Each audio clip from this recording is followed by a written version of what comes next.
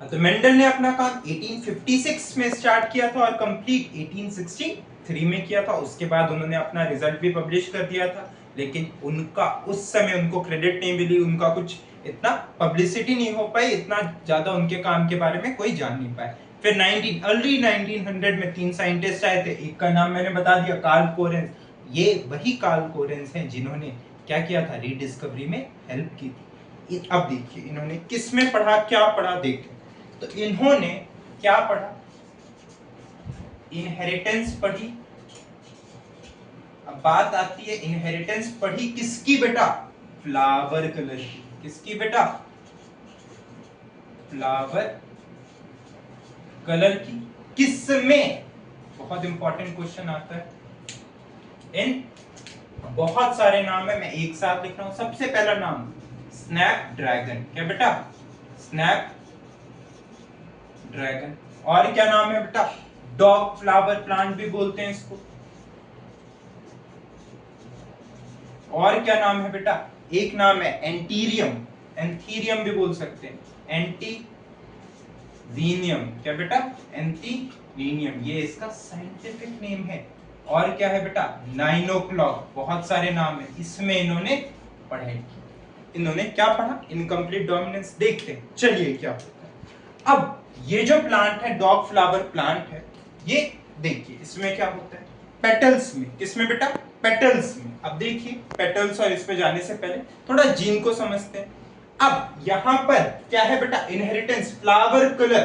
Flower colour क्या है, एक ट्रेट है, एक कैरेक्टर है। इसको कोई ना कोई जीन कंट्रोल कर रहा होगा कि नहीं कर रहा होगा। तो यहाँ पे जो जीन इसको कंट्रोल कर रहा था, वो कौन सा जीन था बेटा, वो जीन था कैपिटल आर जी। क्या बेटा, कैपिटल आर जी। फिर से समझिए क्या है बेटा, फ्लावर कलर। फ्लावर कलर क्या है, एक ट्रेट है जिसको कौन कंट्रोल कर रहा था, एक जीन कंट्रोल कर रहा था। उस जीन का नाम क्या था, आर जीन नाम था। अब जीन क्या होता है, मैंने बताया था, ये डीएनए का वो सेगमेंट है जो किसके लिए कोड करेगा, प्रोटीन के लिए कोड करेगा। उसी को क्या बोलते हैं, जीन बोलते हैं। अब जीन के दो अल्टरनेटिव फॉर्म होते हैं, उसी को हम क्या बोलते हैं बेटा, एलील बोलते हैं। क्या बोलते हैं, एलील बोलते हैं। अब देखिएगा बेटा, इसका एक जो डोमिनेंट एलील है वो कैपिटल आर हो जाएगा, और जो रिसेसिव एलील है वो क्या हो जाएगा, ये तो कैपिटल आर एलील और स्मॉल आर एलील। अब देखिएगा, समझिएगा। अब ये क्या कर रहा है, अब ये कैपिटल आर। अब पेटल्स में क्या होता है, एक ग्रीन सबस्ट्रेट होता है।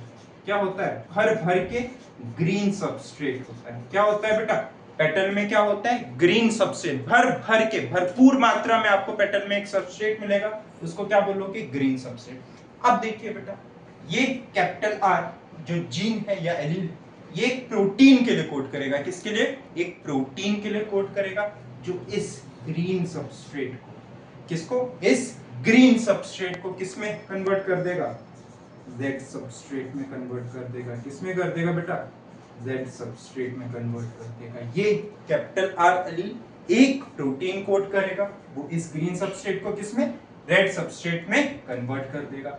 और एक ये जो स्मॉल आर एलील है, यहां पे क्या होता है देखते हैं बेटा।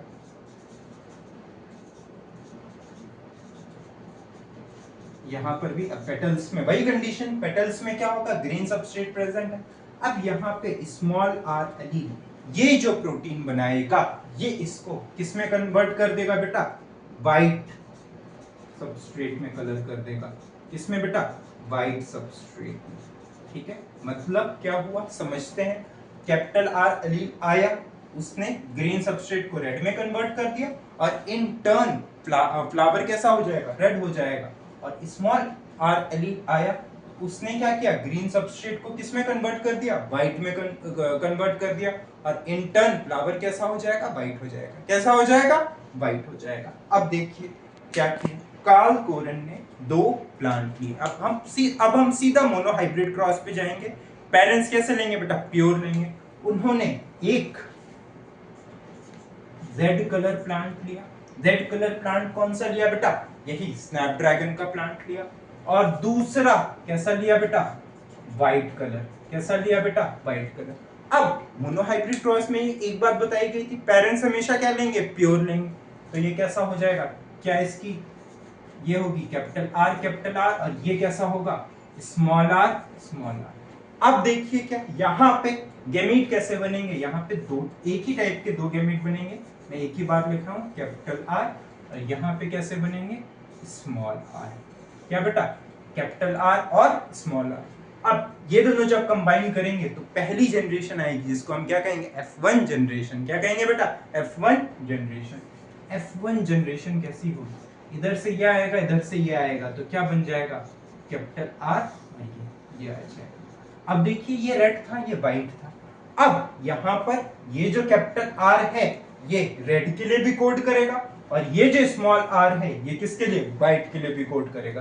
तो इसमें क्या होगा, रेड पिगमेंट भी होगा, रेड सबस्ट्रेट भी बनेगा, प्लस व्हाइट सबस्ट्रेट भी बनेगा, और यही दोनों मिलके यहाँ पे जो कलर बनेगा क्या होगा बेटा, पिंक। क्या बेटा, पिंक।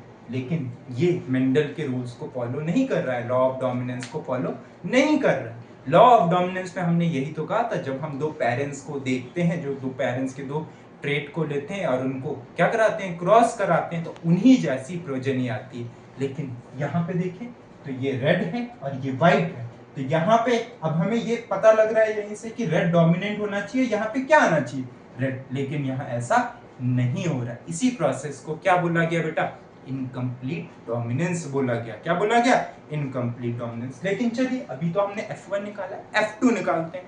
F2 बहुत सिंपल है, कुछ नहीं करेंगे। F2 में क्या है, उसको उसी के साथ सेल्फ कर देते हैं, इसको इसी के साथ आप क्या कर दोगे, सेल्फ कर दोगे।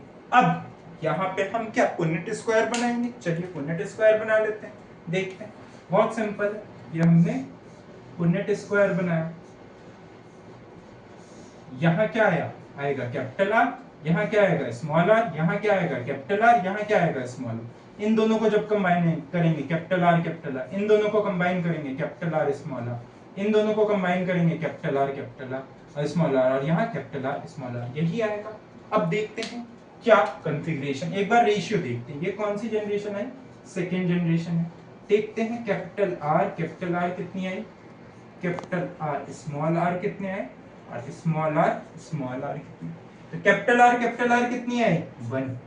कैपिटल आर स्मॉल आर कितनी आई, 2, और ये एक ही आया है।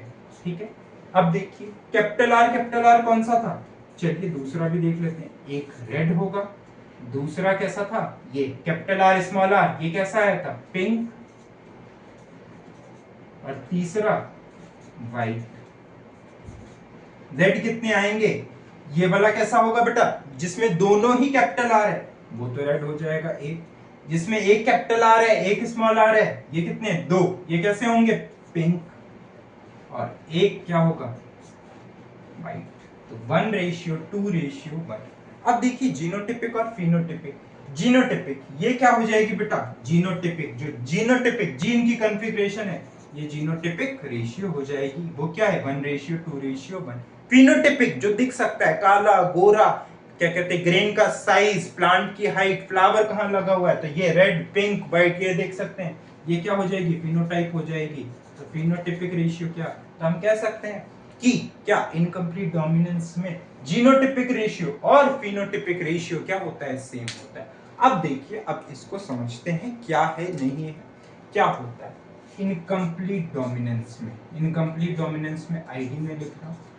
इनकम्प्लीट डोमिनेंस में क्या होता है, प्रोजेनी। क्या बेटा, प्रोजेनी, या प्रोजेनी को भी मैं F1 बोल सकता हूं। अभी F1 लेके चलिए। जब F1 किसी भी पेरेंट्स को रिजेंबल नहीं करती है, उसी को हम क्या बोलते हैं बेटा, इनकम्प्लीट डोमिनेंस बोलते हैं। क्या बोलते हैं, इनकम्प्लीट डोमिनेंस। चलिए इसकी डेफिनेशन बनाते हैं। इट इज द क्रॉस, या फिनोमिना भी बोल सकते हैं, कुछ भी बोलिए जैसा सही लगे आपको, in which the F1 does not resemble any of its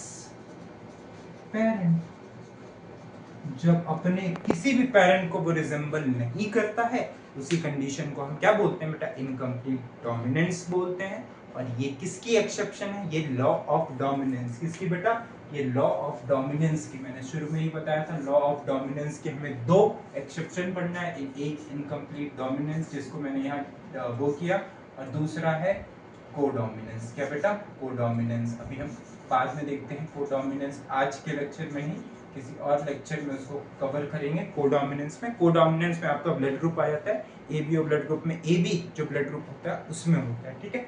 तो यहाँ पे क्या बोला, इनकम्प्लीट डोमिनेंस में क्या होगा, ऐसा क्रॉस या फिनोमिना जिसमें प्रोजेनी या F1 कोई भी पेरेंट्स को रिजेंबल नहीं करेगी, तो उसी प्रोसेस को क्या बोलते हैं, उसी क्रॉस को क्या बोलते हैं, इनकम्प्लीट डोमिनेंस बोलते हैं। क्या बोलते हैं बेटा, इनकम्प्लीट डोमिनेंस बोलते हैं। आज के लिए इतना ही, थैंक यू।